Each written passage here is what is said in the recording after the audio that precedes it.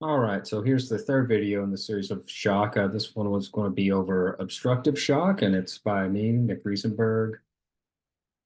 So physical examination, signs and symptoms. You're going to experience dyspnea, tachycardia, tachypnea, cold and clammy extremities from the hypoperfusion, elevated jugular venous pressure, pulsus paradoxus, so a fall in systolic pressure of 10 millimeters of mercury or more during the inspiratory phase. That's going to be I think the biggest key difference between the other ones and this one, something to look out for, that pulsus paradoxus, decreased urine output, also chest pressure because of that fluid filling up in the pericardial space, confusion, and dysphoria.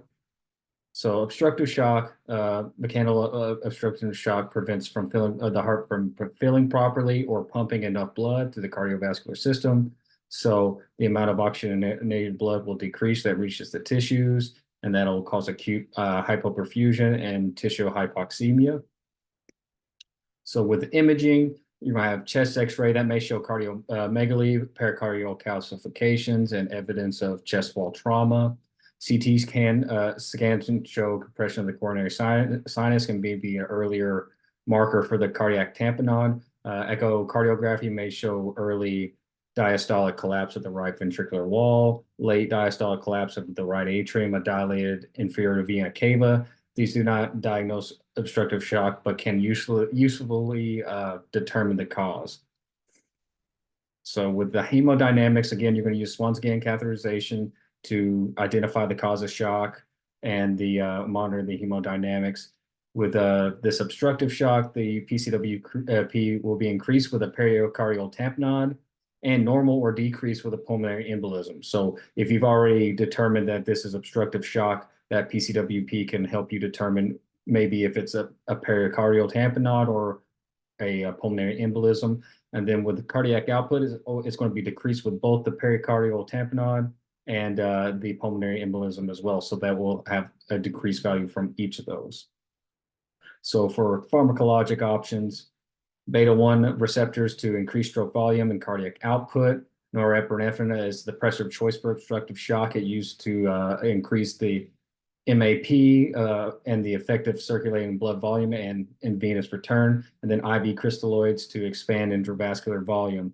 Because along with the previous cardiogenic shock we talked about, this one is not a case of there isn't volume. It's the heart being able to effectively pump out the volume. And with this obstructive nature of fluid being accumulated in the pericardial sac, it's obstructing its use to be able to pump that volume. So we need to increase the MAP so we can effectively circulate more blood volume and the venous return to the heart with the norepinephrine. We need beta-1 receptors to increase the stroke volume and cardiac output, help that heart work against that fluid, or drain the fluid as well. That's something that you can do that is crucial as well. Then the IV crystalloids is just more fluid to expand intravascular volume because we need that to reach all areas of the body, which the heart its job is to help circulate that. But if it's pushing against all that fluid accumulation, it's going to have a hard time doing that effectively.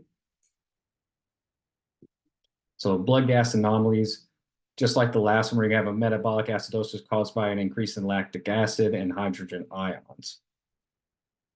So for mechanical ventilation, you may maintain the intrathoracic pressure as low as possible by keeping the PEEP and tidal volumes low and to a minimum.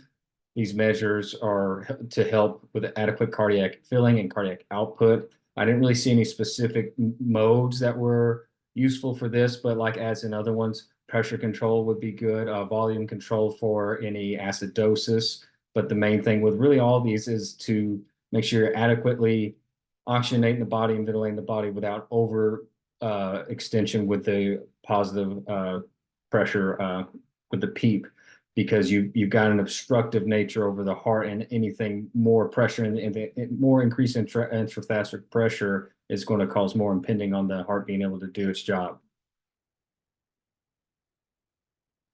So positive pressure ventilation concerns a little bit of what I talked about. The PPV will increase intrathoracic pressure and can potentially reduce venous return and right ventricular filling and cardiac output. With obstructive shock, there's already hemodynamic compromise from increased pericardial pressure because you have that fluid accumulation around the heart. which will reduce the right ventricular filling and the cardiac output. So those are already reduced. So excessive amounts of PEEP is going to, and it will increase that intrathoracic pressure and just impede on that more. So it's important to consider draining the pericardial infusion prior to intubation or delaying intubation until it's necessary. That way you can relieve some of that pressure off the heart so you're not adding more intrathoracic pressure into that chest cavity. So summary, signs and symptoms, pulsus paradoxus, that's one thing that I saw was different from the other ones in my research. So that systolic pressure dropping 10 millimeters of mercury or more during the inspiratory phase. So what it's really saying by that is because of that increased pressure around the heart, when you're inhaling more air and ventilating, you're increasing that intrathoracic pressure, which is adding more pressure onto the heart, which is going to impede it. And so it's going to cause that systolic pressure to drop. So they'll have a normal blood pressure, but then when you're feeling a pulse, when they inspire, take a breath in, it's going to drop because of all that increased pressure now. So imagine that with also positive pressure with of mechanical ventilation. It's doing the same thing, but more. So it is something that definitely a concern to have.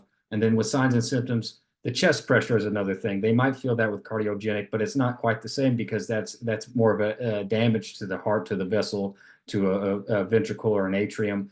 This is actual pressure, fluid accumulated around that part in the pericardial sac. So they're going to feel chest pressure because it's increased pressure already.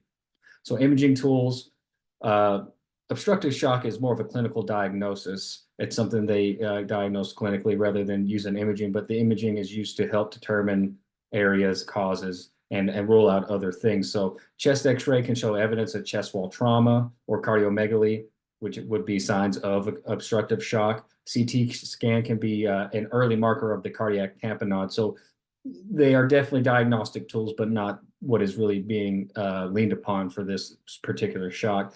Hemodynamics, you'll have an increase in pulmonary capillary wedge pressure with pericardial tamponade, or normal or decreased with a pulmonary embolism,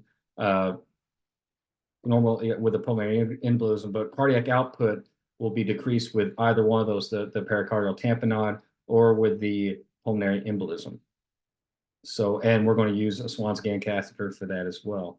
With the pharmacologic options for this, beta-1 receptors to increase stroke volume and cardiac output because it's got pressure on the heart. We need to increase its ability to give more stroke volume and to increase that cardiac output because it's impeding against pressure. Norepinephrine is the pressor of choice, is to increase the mean arterial pressure and increase the effective circulating volume, because this isn't an issue of a lack of volume, it's a lack of the volume being able to circulate because that pressure around the heart is making it ineffective to pump out all that volume. IV crystalloids to expand the intravascular volume because we need to add more because it's not going to be able to get around. So the more we got, the more it'll get around. Mechanical ventilation, PPV can, the positive pressure can increase intrathoracic pressure, which in this particular shock is along with most of them, but especially in this one, because it already has an increased intrathoracic pressure, is a potential harm and problem that can reduce venous return, right ventricular filling, and cardiac output. So it's important to consider draining the pericardial effusion prior to intubation or delaying intubation until it's absolutely necessary.